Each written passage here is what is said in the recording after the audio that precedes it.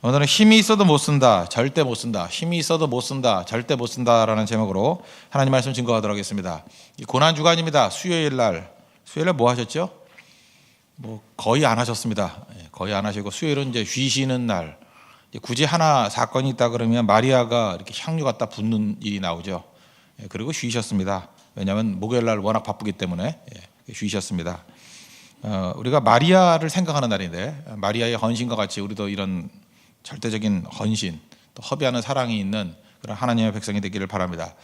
일곱 나팔 중에 오늘 그 여섯 번째 나팔이거든요. 정리를 하면 첫 번째부터 네 번째 나팔과 다섯 번째, 여섯 번째 나팔은 성격이 다르다 그랬죠. 첫 번째부터 네 번째까지 나팔은 10가지 재앙과 연관이 있습니다. 강계, 이파수, 도구, 황캄장. 그래서 첫 번째는 일곱 번째 우박과 연관이 있고, 또 두 번째는 첫 번째 강이 피가 되는 것과 연관이 있고, 세 번째는 10가지는 아니지만 쑥이라 해서 이거 쓰다라는 건 이거 우상숭배에 대한 징벌이거든요. 그와 연관이 있고, 네 번째는 아홉 번째 캄캄해지는 것, 흑암의 재앙과 연관이 있습니다. 다 공통점은 그냥 자연재해예요. 자연재해가 일어난다, 뭐 이런 얘기인데, 다섯 번째, 여섯 번째 되게 영적입니다. 이제 자연이 아니라 사람에게 영향을 주고 있다는 것입니다. 다섯 번째 재앙에서의 핵심은 황충인데, 이 무저갱에서 나온 마귀죠. 마귀, 사탄의 모습이고, 그 다음에 거기서 중요한 건 뭐냐면 이 모든 재앙이 이제 더는 믿는 크리스찬에게는 미치지 않는다는 것입니다. 하나님이 보호해 주신다는 거예요. 이게 굉장히 중요한 포인트거든요. 그게 다섯 번째 나팔에서 중요한 거고, 여섯 번째 나팔에선 미리 결론을 말씀드릴게요. 두 가지를 적용할 수 있는데, 모든 것은 하나님의 통제하에 있다는 거예요. 마귀가 지멋대로 하는 게 아니고 모든 것은 하나님의 손 안에 있습니다. 하나님이 허락하시니까 한다는 거예요. 하나님의 통제 아래 있다. 이게 첫 번째 중요한 메시지고, 두 번째는 고난이 온다고 다 회개하는 거 아니라는 거예요. 회개는 아무나 하는 게 아니다. 하나님의 자녀들만 회개할 수 있습니다. 그래서 어떤 사람이 회개한다 그러면 그 사람은 택함 받은 백성이다 이렇게 말할 수 있고, 아무리 어려움이 오더라도요, 바로 보세요. 바로가 회개해요? 재앙이 임하면 임할수록 더 강팍해져요. 새로 번역된 것은 강팍을 잘 모르니까 완악이라고 부르는데 완악해져요. 그래서 우리가 어떤 사람을 이렇게 판단하기 참 힘든데, 이렇게 옆에서 구경을 할 수 있잖아요. 저 사람이 택함 받은 백성인가? 그러면 이 고난 받는 걸 보면은 알아요. 회개의 자리를 가면, 야, 저 사람은 하나님의 택함 받은 백성이구나. 근데 더 길길이 뛰고 난리 부리고 고난이 오면 올수록 더 악해져요. 그러면 더 말하지 마십시오. 두고 보자. 그래야 돼. 더 봐야죠. 더 봐야 되는 거라고. 함부로 판단할 수는 없지만 어쨌든 간에 뭔가 의심이 되는 사람이다 이렇게 말할 수 있다는 것입니다. 여섯 번째 나팔, 뭐 어제와 마찬가지로 간단히 주의하겠습니다. 주의를 보면은 뭐 되겠죠. 12절 보니까 첫째 화는 지나갔으나, 이게 다섯 번째 나팔이거든요. 보라, 아직도 이후에 화 둘이 이르리로다. 이걸 봐서 알 수 있듯이 첫 번째부터 네 번째 나팔과 다섯, 여섯, 일곱 번째 나팔을 구분하고 있죠. 그 얘기입니다. 13절, 여섯째 천사가 나팔을 불매 내가 들으니 하나님 앞 금제단 네 뿔에서 한 음성이 나서, 우리 8장에 보니까 하나님 앞에 있는 금제단에 우리 성도들의 기도가 상달되죠. 상달된 게 다시 내려오지 않습니까? 그래서 제가 설교 제목으로도 삼았잖아요. 이제 보좌까지 갔다가 돌아온 기도는 엄청난 능력이 있다고. 이거에 그 자극을 받아가지고 책을 쓴 사람이 그 유진 피터슨의 책이죠. 묵시, 현실을 새롭게 하는 영성. 이거는 이 한국 사람이 완전히 제목을 뒤바꿔 놓은 거죠. 원래 제목은 Rebirthed Thunder, 반전된 천둥. 이 thunder가 뭐예요? 기도라는 거예요. 기도. 천둥이 올라갔다가 reversed, 이렇게 부딪혀가지고 반전돼서 다시 내려왔을 때는 어마어마한 능력으로 온다는 거예요. 그러니까 여러분 기도는 어떻게 해야 됩니까? 무조건 천상까지 올라갔다가 다시 보좌까지 올라갔다가 내려오는 기도가 될 때 어마어마한 능력이 있다는 거죠. 그 얘기입니다. 여섯 번째 나팔이 왜 시작돼요? 성도들의 기도가 reversed thunder, 천둥으로 내려왔다는 거예요. 그래서 이러한 일들이 벌어지게 된다. 이거 무슨 얘기입니까? 기도가 그만큼 중요하다는 것입니다. 14, 15절 보니까 나팔 가진 여섯째 천사에게 말하기를 큰 강 유브라다에 결박한 네 천사를 놓아주라. 이게 키워드예요. 결박한 네 천사. 네 천사가 놓였으니 그들은 그 년, 월, 일시에 이르러 사람 3분의 1을 죽이기로 준비된 자들이라. 여섯 번째 나팔은 전쟁이거든요. 사람 3분의 1이 죽습니다. 그런데 그 모든 것을 일으키는 사람이 누구냐 하면은, 일으킨 자가 누구냐 하면 결박됐다가 풀려난 네 천사. 이 결박됐다가 풀려난 네 천사가 뭐예요? 마귀죠, 마귀. 하나님께서 이 결박되어 있는 마귀를 풀어준다는 거예요. 풀어줬더니 이 타락한 현사죠. 마귀가 이제부터 일하기 시작한다는 거예요. 3분의 1을 막 죽인다는 거예요. 그래서 그 16절부터 19절까지는 사실 뭐 이제 이 풀려난 천사들에 대한 이 어마어마한 힘을 묘사하고 있는데, 일단 16절 보시죠. 마병대의 수는 2만만이니 내가 그들의 수를 들었노라. 그 옛날에 한동안 우리 한국의 목사님들 뭐 이걸 자의적으로 해석한 분들 되게 많았어요. 2만만이니까 2억이거든요. 2억. 무슨 뜻이냐면 진짜 2억이라는 뜻은 아닌 것 같아요. 아무리 봐도. 왜냐하면 그 옛날에는 만이라는 숫자가 제일 큰 거였거든요. 그러니까 무지 많은 숫자, 그걸 만만 그랬어요. 사울은 천천, 다윗은 만만, 그거예요. 근데 사울은 천천, 그러니까 사울은 100만이고 다윗은 1억이야. 그러면 느낌이 안 오죠? 그 뜻이에요?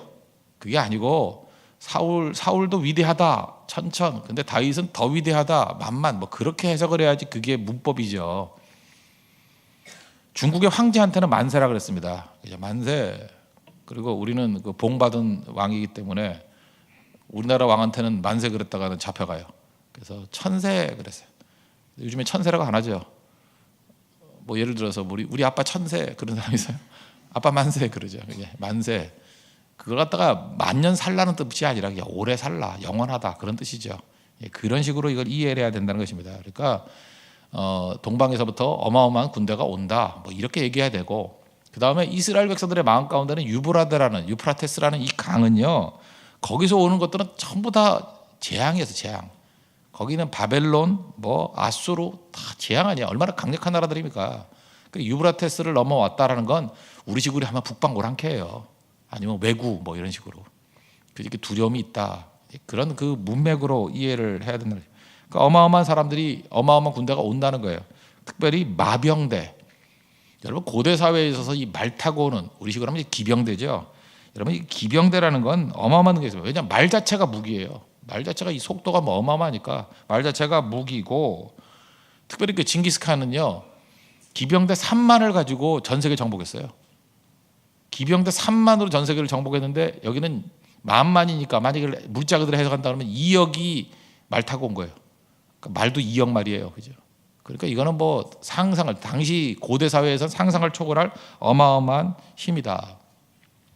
그 다음에 18절 보니까 그 입에서 불과 연기와 유황이 나온다. 이걸 또 뭐 분석을 하려는데 이 분석할 것도 없고요. 이거는 그 마귀입니다. 사탄, 지옥을 뜻하는 거거든요. 지옥의 세력을 불과 연기와 유황이다 이렇게 묘사를 하고, 그다음 그게 나오니까 여기 호심경이라고 되어 있는데 가슴에 흉배라고 그러지. 흉배가 있으니까 이게 빛이니까 번쩍번쩍 하잖아요. 그래서 17절을 보니까 불빛과 자줏빛과 유황빛, 이게 막 나오니까 번쩍번쩍 하니까 막 무섭죠. 그래서 무서운 모습을 그냥 묘사한 겁니다. 묘사. 19절 보니까 입에서도 뭐 불이 나가고, 우리 거북선 같이 꼬리에서도 뭐가 나온대. 꼬리에서도. 그랬더니 제가 초등학교 때 어떤 부흥사가 와가지고 설교를 하는데, 이게 뭐 전투기래나 뭐 그런 얘기 못 들어봤어요? 입에서 뭐 미사일이 나가고 꼬리에서 불이 나가는 게 전투기 봤냐고 뭐 그러면서.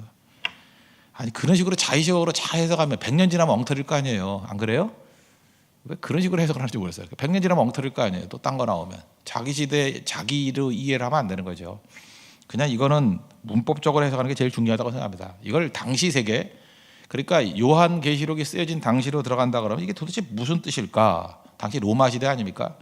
로마는 패배를 모르는 군대였습니다. 로마의 그 집단 체제로 나가는 그 대형은요 거의 백전백승이었어요. 누구도 못 이겼어요. 로마가 한 번쯤 진 게 있어요. 누구한테 졌냐면 한니발한테 졌어요. 카르타고에 있는 한니발한테 한번 졌고, 그 다음에 요 당시에 이 도미시안 황제 때에, 이때에 로마가 좀 로마의 무덤이라고 말하는, 로마가 패배했던 유일한 싸움이 있었어요. 그게 유프라테스 강 건너편에 있는 파르티아라는 나라예요. 파르티아는 지금은 이란은 자기 선조라고 막 주장해요. 그러니까 파르티아는 이란 사람들이라고 보면 됩니다. 이란. 옛날 그 페르시아, 그러니까 이란 사람들을 자기 조상이라고 막 말하는 게 누구냐 하면 페르시아 후예다. 또 하나가 파르티아 후예다. 이렇게 얘기를 해요. 그러니까 파르티아가 이 기병으로 대단합니다. 칭기스칸이 오다가 파르티아의 전법을 흡수해 버렸대요. 그래서 더 강력해졌다 그렇게 말할 정도로 세계에서 제일 강력한 기마병을 갖고 있는 민족 그러면 몽골과 파르티아. 근데 파르티아의 특징이 뭐냐면 말을 타는 것도 쉽지 않잖아요. 우리 여러분 말 타보셨어요? 쪼랑말도 타보세요. 그거 무서워요. 여러분 말은요 이렇게 멀리서 볼 때 아름다워, 가까이 가면 괴물이에요. 이렇게 눈 마주치면 난 놀랐어요. 이 괴물이에요. 이 좌우 대칭도 잘 안 되고 이상해요 말이. 그리고 말 올라타면요 그게 한 여기 목까지 올라오거든요. 떨어지면 죽을 것 같아요. 굉장히 높아요. 말이 올라타면 무지무지 높다고. 그래서 말 타서 이렇게 그 매달려 있는 것도 쉽지가 않아요. 말 타고 달린다는 게 쉽지가 않아요. 그런데 파르티아 사람들은요 거기에 두 손을 놓고 활을 쐈어요. 그래서 말 위에서 활 쏜다는 건 굉장한 기교가 있다는 뜻이에요. 거기다가 파르티아 사람들은 무시무시한 민족인데 돌아서서 쐈어요. 그런데 돌아서서 쏠 수 있던 사람이 누구냐 하면 고구려 사람들. 고구려 무용총 그림 보셨어요? 예, 그림 보면 이게 돌아서 쏘는 게 있어요. 그게 어마어마한 능력이라는 거예요. 지금도요 돌아서 가지고 활 쏴 가지고 맞출 수 있는 사람들 별로 없대요. 이게 뭐 보통 훈련을 해야 되는 게 아닌데 파르티아 사람들은요 돌아서서 쐈다는 거예요. 그래서 이 내용들은 기마병인데 기마병 중에서 속도가 있으니까 무서운데 특별히 돌아서서도 뭐가 나올 수 있는 이건 파르티아라는 거예요. 파르티아. 그러니까 파르티아 같은 그런 강력한 민족이 와가지고 다 죽인다. 그러니까 당시 일은 그렇게 이해를 해야 될 거 아니에요. 그러니까 무슨 얘기입니까? 그냥 마귀는 세다. 센 놈이 와가지고 다 죽이더라. 그 얘기예요. 그리고 20절과 21절 보니까 이렇게 3분의 1이 죽는 재앙도 무서운 일이지만 더 무서운 건 뭐냐? 더 신기한 일은 뭐냐면 이런 재앙이 있음에도 불구하고 사람들이 회개하지 않더라는 거예요. 그 얘기입니다. 그 6번째 나팔 이야기. 적용이거든요. 아까 우리 어제 5번째 나팔에서 나왔죠. 이거는 크리스찬들에게는 해당되는 일이 아니다. 하나님 우리를 보호해 주신다. 이게 제일 중요한 메시지였고 그건 6번째도 계속 연속이 되는 겁니다. 그리고 나온 두 가지 메시지 아까도 얘기했죠. 모든 것은 하나님의 통제하에 있다는 거예요. 이건 성도에게 해당되는 일이 아니고 보호해 주시고 또 하나는 모든 것 하나님이 통제 아래 있다. 결박에서 풀려난 내천사 그러잖아요. 그러니까 하나님이 결박해 놓은 것도 누가 했어요? 하나님이 결박해 놓고 풀어준 것도 누가 풀어줬어요? 성도들의 기도를 듣고 하나님이 풀어주신 거예요. 그러니까 결박됐다 풀려났다 주도권이 누구에 있다는 거예요? 하나님께 있다는 거예요. 그래서 마귀 너무 두려워하지 말라는 것입니다. 아무것도 아니라는 거예요. 그리고 지멋대로 막 뛰는 게 아니고 우리 5번 날파에서도 그 5달 동안만 역사한다 그러잖아요. 제한적인 거예요. 그리고 여기도 15절 보니까 내 천사가 놓였으니 그들은 그 년, 월, 일, 시에 이르러 제한된 시간만 일한다는 거죠. 욥기 1장 보셨어요? 사탄이 와가지고 욥이 뭐 까닭없이 하나님 섬기겠습니까? 그랬더니 하도 그러니까 하나님이 허락하죠. 그래 한번 시험해봐라. 12절 보니까 1장 12절 사탄에게 이르되 내가 그의 소유물은 다 내 손에 맡기노라. 소유물은 건드려도 돼. 그러나 다만 그의 몸에는 내 손을 대지 말지니라. 하나님이 제한을 하잖아요. 마귀가 지멋대로 뛰는 거 아닙니다. 그래서 하나님의 허락이 있어야 되는 거예요. 그래서 우리에게 당하는 시험, 뭐 고난 이런 것도 마귀가 주는 거지만 마귀가 하는 거예요. 그러나 하나님께서 허용하시니까 하는 거지 마귀 지멋대로 하는 게 아니라는 것입니다. 그래서 사람과 씨름하지 마십시오. 하나님과 씨름하는 게 꼭 필요하다는 거예요. 지금 평화가 있죠. 이 평화가 있는 이유가 뭐예요? 하나님이 통제하니까 평화가 있는 거예요. 지금 어마어마한 그 힘들이 있는 사람들 또 뭐 무기 갖고 있는 사람들이 지멋대로 날뛰지 못하는 이유가 뭔지 알아요? 하나님이 붙들고 있기 때문에 그래요. 하나님이 허용하지 않으면 있어도 못 써요. 오늘 제목과 똑같죠. 힘이 있어도 못 씁니다. 절대 못 씁니다. 힘이 있다고 다 쓰는지 알아요? 못 써요. 하나님이 허락하셔야 그 힘도 쓰는 겁니다. 그래서 어떤 사람이 엄청난 권력이 있어요. 권력 있다고 쓸 줄 알아요? 하나님이 허락하셔야 쓰는 거지. 바벨론의 마지막 왕 보세요. 벨사살 힘이 있는데 잔치하다가 죽어버리잖아. 손가락 하나 나와서 메데메데 대게를 우발하신 그거 보고 죽어버리잖아요. 힘이 있다고 써요? 못 써요. 돈이 있다고 써요? 돈이 있다고 쓰냐고. 여러분 참 이게 이 자체가 심판입니다. 돈이 어마어마하게 많아요. 그런데 하나님이 허락하셔야 그 돈도 쓰는 거예요. 돈 못 써요. 어리석은 부자 보십시오. 뭐 창고 만들어 놓고 난 다음에 누가 보면 12장에 보니까 자기한테 그러잖아요. 내 영혼아 뭐 열에 쓸 물건을 많이 쌓아두었으니 평안히 먹고 마시고 즐거워하자 그랬다는 거예요. 쓸 수 있습니까? 못 써요. 하나님이 뭐라 그래요? 어리석은 자여 오늘 밤 내 영혼을 도로 찾으리니 그러면 내 준비한 것이 누구 것이 되겠느냐? 못 쓴다는 거예요. 지금도 보면은요, 이제 웃기는 일이 되게 많거든요. 돈이 많은 사람이 있어요. 하나도 못 쓰고 죽어요. 그게 심판이에요. 못 쓴다니까요. 내가 아는 분이 그 을지로 입구에 빌딩 갖고 있는 할머니 할아버지였어. 그 부잣집 할머니 할아버지죠. 얼마나 돈을 아껴 쓰는지. 그 롯데백화점 끝나기 직전, 옛날에 뭐 끝나기 한 10분 전에 되게 싸게 판대요. 그것만 사다가 먹은 분이에요. 돈은 지금식으로 하면 한 600억, 700억 이렇게 될 거예요. 그 빌딩 얼마 전에 보니까 1000억짜리 빌딩이라 그러던데 뭐 그렇게 돈이 많은 분이에요. 근데 임대료 버는 재미에 방 내가 볼 때는 한 평인가 해서 두 분이 사셨어요. 한 평인가. 그 부자가. 그리고 차례대로 2달 사이에 두 분 다 돌아가셨어요. 차례대로. 와, 내가 가가지고 그랬죠. 내가 돈 좀 쓰라고. 아들 셋이 있는데 자기들끼리 싸워가지고 지금 다 원수 돼버리고요. 지금 화해를 했는지 모르겠는데. 하여튼 그런 일이 벌어져. 그런 일이. 이게 얼마나 어리석은 일이야. 얼마나. 그죠? 못 써요 돈. 돈이 있어도 헌금도 못해요. 하나님이 하나도 못해요. 뭐 할 수 있는 게 없어요. 신명기 6장 11절 보니까 이런 얘기가 나와요. 내가 채우지 아니한 아름다운 물건이 가득한 집을 얻게 하시고 파지 아니하는 우물을 얻게 하시고 심지 아니하는 포도원과 감람나무를 차지하게 하신다. 그럼 이 얘기는 뒤집어 얘기하면 뭐예요? 그죠? 아름다운 물건이 가득한 집, 그거 채운 사람이 있고 쓰는 사람이 있고 따로따로 있다는 거예요. 채운다고 내 거 아니에요. 그 다음에 우물 판다고 내 겁니까? 판 사람 따로 있고 쓰는 사람 따로 있어요. 심었다고 다 내 거예요. 심는 포도원이 있고 감람나무가 있고 거두는 사람도 따로 있고. 그래서 복이 뭔지 아십니까? 성경이 이렇게 얘기해요. 듣는 귀는 다 있잖아요. 근데 듣는 귀가 복된 거예요. 여러분 귀가 다 좋잖아요. 그래도 설교 말씀 하나도 안 듣는 귀가 있어. 맨날 엉뚱한 것만 듣고 밤낮 뭐 리안나의 노래나 듣고 뭐 이러고 이런 인생들이 있고요. 하나님의 찬송 듣고 말씀 듣고 하는 그게 복된 귀고요. 보는 눈도 마찬가지예요. 맨날 쓰레기 같은 것만 보는 눈이 있고요. 시력만 좋아요. 2.01에. 그리고 맨날 이상한 거 보고. 판매는 뭐 시력은 마이너스 10디옵타인데 맨날 성경을 갖다 돋보이고 그렇게 보고. 누가 복된 거예요? 보는 눈이 복된 거예요. 보는 눈. 이번에 네팔 선교 갔다 오신 분들, 내가 보니까 뭐 체력도 그렇게 좋은 분도 아니고 뭐 아줌마들 뭐 가신 분도 있어요. 그죠? 나 어떻게 오스트리아는 캠프로 올라갔는지 내가 이해가 잘 안 돼요. 그죠? 어떻게 갔는지 뭐 가마 타고 올라갔나요? 이렇게 100불 주면 가마 타고 올라가 버렸는데 복음 들고 산을 넘는 자의 발이 얼마나 아름다운고 성경이 이렇게 나와요. 건강해가지고 밤낮 뭐 마라톤 출전하고 해프 마라톤 뛰고 뭐 금메달 몇 개 들고 왔다가 맨날 이렇게 자랑하는 분 복음 들고 네팔은커녕 남산도 안 가요. 남산도 안 가요. 그런데 아무리 봐도 외모로 보건데 도저히 산하고는 관계가 없는 분인데 복음 들고 네팔을 가요. 하나님이 허용하셔야 쓰는 거예요. 여러분 지금 마음으로 그러잖아요. 다음번에 네팔 선교 갈 거야.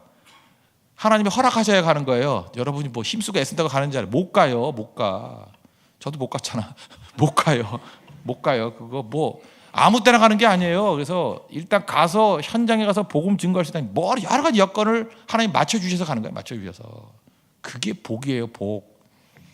그래서 복을 추구하십시오. 야곱같이 축복을 구하라고요. 복이 뭔데요? 있는 거 쓰는 건데요. 그래서 하나님 앞에 항상 가져야 될 것들이 뭐냐면 하나님 내게 있는 모든 것 다 사용하게 해주십시오. 나를 써주십시오. 주님 내가 여기 싸우니 나를 보내소서. 주님 내가 여기 싸우니 나를 써주소서. 그게 기도예요. 우리가 어떤 것이 있을 때 가치가 발생하려고 그러면 사용해야 됩니다. 사용해야 가치가 발생해요. 노래 잘하는 은사 불러야 가치가 발생하고 돈 써야 가치가 발생하고 영어 실력도 사용해야 가치가 발생하고 써야 됩니다. 그리고 또 하나 뭐예요? 감사하면 머물러요. 이번에도 부활주일이죠. 정말 여러분 최선을 다해서 감사하십시오. 감사하면 머물러요. 감사가 없지요. 다 패스. 다 사라져버려요. 홍수 때 다 쓸려가듯이 하나도 없어요. 잠시 머무르다 끝나는 거예요. 머무르는 건 뭐야? 그 자리에 머무르기 위해서는 감사해야 돼요. 감사. 여러분 하나님께서 모든 것을 통제하신다는 것을 깨닫고 사람 앞에 흔들리지 말고 하나님께 나아가는 우리 거룩한 인생 되기를 바랍니다. 또 한 가지는 회개는 아무나 하는 게 아니라는 거예요. 20절과 21절 한번 읽어볼까요? 이 재앙이 죽지 않고 남은 사람들은 손으로 행한 일을 회개하지 아니하고 오히려 여러 귀신과 또는 보거나 듣거나 다니거나 하지 못하는 금은 동과 목속의 우상에게 절하고 또 그 살인과 복술과 음행과 도둑질을 회개하지 아니하더라. 3분의 1 정도가 죽는 재앙이 있으면 이 정도면 회개할 것 같지 않아? 이 정도 고난이면? 근데 이 재앙보다 더 놀라운 건 뭐냐 하면 이런 고난이 있음에도 불구하고 회개 안 하더라는 것입니다. 우린 그렇게 얘기하죠. 지금 제가 하는 말이 맞습니까? 틀립니까? 예수님 믿고 회개하면 구원 받습니다. 맞아요? 틀려요? 맞죠? 그럼 많은 사람들이 그래요. 예수 안 믿는 사람들이. 아이고 말이 되냐? 그렇게 쉽게 구원받을 것 같으면 구원 못 받을 사람이 누가 있어? 그래. 아니 그렇게 쉽게 구원 받으면 구원 못 받을 사람이 어디 있냐요? 나는 그 말이 참 우스워요. 그렇게 쉽게 구원받을 수 있으면 이 사람은 지금 무슨 얘기예요? 회개하는 거를 쉽다고 생각을 해요. 예수님을 믿는 거를 쉽다고 생각을 해. 쉬워요? 루터가 그런 얘기를 했어요. 행위로 구원받는 것보다 믿음으로 구원받는 게 훨씬 어렵다고. 행위는 내가 삽질하는 거 아니에요. 해요. 인간들은 행위로 하라면. 지금도 우리 교회를요 행위로 한다 그러면 예를 들어서 뭐 새벽기도 한 번도 결석 안 하고 다 온 사람에게 하나님이 복이 임할지어다. 그리고 뭐 100일 기도하는 사람은 대학에 다 붙을지어다. 애새끼들 다 붙을지어다. 그러면 막 몰려들 거라고. 그죠? 그 다음에 뭐 1시간쯤 일찍 나와가지고 하고 뭐 1,000번째 그래가지고 뭐 매일 아침마다 뭐 10,000원씩을 드리도 50,000원씩을 드리면 뭐 서울대학 갈지어다. 그러면 우르르 몰려와요. 그거 해요. 부모들 다 해요. 왜 하느냐? 행위거든. 행위 쉬워요. 행위는 우리 체질에 딱 맞아. 내게 보람을 주기도 하고 해요. 그거 얼마든지. 지금도 행위로 뛰는 사람들 하라고 하면 줄 쓴다고. 근데 이 모든 것이 내가 아니고 하나님이 주시는 은혜고 하나님의 통제하에 있어. 그걸 믿는 거야. 안 믿어요. 그래서 그러면 안 와. 믿는 게 훨씬 어려워요. 믿음 하나님의 선물이기 때문에. 아무나 믿어요? 우린 그러죠. 뭐 이렇게 대충 살다가 죽기 직전에 회개하면 된다고. 회개를 하나님이 허락하셔 회개가 나오지. 죄가 심하고 고난이 심하면 회개로 가는 건 그 택함 받은 백성이라는 뜻이에요. 오히려 강팍해져요. 여러분 잘 보세요. 여러분들이 지금 믿는 사람들이니까 바로왕을 보면서 이런 생각을 하죠. 야, 그 10가지 재앙, 강해 재앙, 개구리 재앙, 뭐 이 재앙, 파리 재앙, 뭐 이 정도로 막 박살이 나면 야 이제 돌이키고 내보내 주지 그러죠. 근데 하나님이 은혜를 안 주면요 더 강팍해져요. 그래서 언제 죽을 때까지 가는 거예요. 그래서 죽잖아 나중에. 뒤쫓아가다가 홍해에서 다 죽잖아요. 그게 심판이에요. 그래서 하나님께서 내게 회개할 기회를 주시면 즉각 회개하는 거 그거보다 중요한 건 없다는 것입니다. 그리고 내가 돌이킬 수 있다는 것 자체가 그 자체가 은혜의 은혜. 우리 자녀라 그랬죠. 천국은 누가 가요? 하나님 아버지를 하나님의 아버지라 부르는 자가 아버지 집으로 가는 게 천국이에요. 목회를 하다 보면요 이제 성도들이 다툼이 있지 않습니까? 부모와 자식들이 다툼이 벌어져요. 특별히 뭐 목사가 개입할 일이 별로 없는데 이제 결혼을 놓고 개입할 때는 있잖아요. 뭐 결혼 반대하고 막 이러는 거. 나 옛날에 철없을 때는 진짜 정직하게 부모 편 들었어 많이. 그래가지고 그게 아니라 그러고 뭐 내가 봐도 그렇거든요. 아깝거든요. 어떤 때는 총각이 아깝고 처녀가 아깝고 아까운 게 아니라 그 뭐가 안 맞아요. 그래서 괜히 거기 끼어들어가지고 부모 편 들고 뭐 이렇게 편 들다가 5년 지나고 난 다음에 다 나하고 원수 됐어. 이유가 뭐냐면 또 자기들끼리 한 편이 되는 거예요. 부모와 자식은 다 만나요 나중에. 알아요? 그래서 결국은 저 목사가 니네 결혼 반대했었다 막 이러고 내가 언제 반대를 했나. 나한테 와서 도와달라고 해서 내가 도와준 거였는데 그거 몇 번 겪고 난 다음에 내가 이 부모 자식 간의 관계에서 끼지 않아요. 왜냐? 반드시 그건 시간 지나면 하나 돼요. 왜 그렇죠? 자녀는 아버지기 때문에 아버지한테 가요. 자녀는 어머니기 때문에 어머니한테 가요. 무조건. 그런데 사장님과 싸운 애들은요 안 가요. 절대 안 가요. 사장님과 싸웠던 사람들 뭐 이거는 시시비비 가려도 5년이 지나도 10년이 지나도 연락 안 하고 계속 그 상태로 머물러 있는 경우가 훨씬 더 많아요. 그래서 제가 깨달은 게 있어요. 이야, 자녀의 권세라는 게 어마어마한 거구나. 여러분이 고난을 당하잖아요. 어려움을 당하잖아요. 그때 아버지께 가는 거 자녀만 가요. 탕자, 주염열매도 돼지밥도 주는 자가 없을 때 아버지가 생각나고 가는 건 자녀기 때문에 가는 거예요. 만약에 탕자가 그 아버지가 아니고 사장님 밑에 있다가 사장님 돈 뜯어가지고 나갔다 그러면 못 가요. 염치가 없어서. 못 가요. 누가 가요? 자녀가 가요. 누가 회개해요? 자녀가 회개해요. 자녀가. 오늘 부제로 제가 얼음과 진흙 얘기했죠. 똑같은 햇볕이 내리쬐을 때 진흙은 굳어지고 얼음은 녹아요. 자녀의 마음은 고난이 오면 녹아요. 회개한다고 눈물을 흘린다고. 그런데 자녀 아닌 자들은요, 고난이 오고 어려움이 없으면 오히려 더 강팍해져요. 진흙같이 단단해진다고. 여러분들 삶에서 고난이 옵니까? 난관이 있습니까? 그때 울 수 있다는 게 복입니다. 그때 하나님을 찾을 수 있다는 게 은혜예요. 전 지금도 그래요. 교회에 이렇게 고난이 막 오잖아요. 오면은 저로서는 굉장한 기회예요. 누가 택함 받은 백성인지 하는 확신들이 와. 그때 더 기도하고 주님께 매달리는 사람들 보면은 야, 저 정말 하나님의 자녀구나, 이런 뿌듯함이 있고. 근데 고난이 오고 그러면 참 답답해요. 이게 떠나가는 사람도 있어요. 떠나가는 사람들. 그것 때문에 더 멀어지는 사람들. 하여튼 두 종류라니까. 축복이 와도 멀어지고 고난이 와도 멀어져요. 그건 믿는 게 아니라 중심이 예수님이 아니었기 때문에 그래요. 그때마다 다시 복음을 증거해야겠구나. 복음만이 저 사람을 살릴 수 있다. 이제 그 생각을 한다고요. 복음 붙드십시오. 그럼 하나님의 자녀가 되는 권세가 임하게 됩니다. 승리하게 된다는 거예요. 이런 승리를 맛볼 수 있는 하나님의 종 되길 바랍니다. 6번째나 8, 우리 중요한 거, 모든 것을 하나님이 다 통제하신다.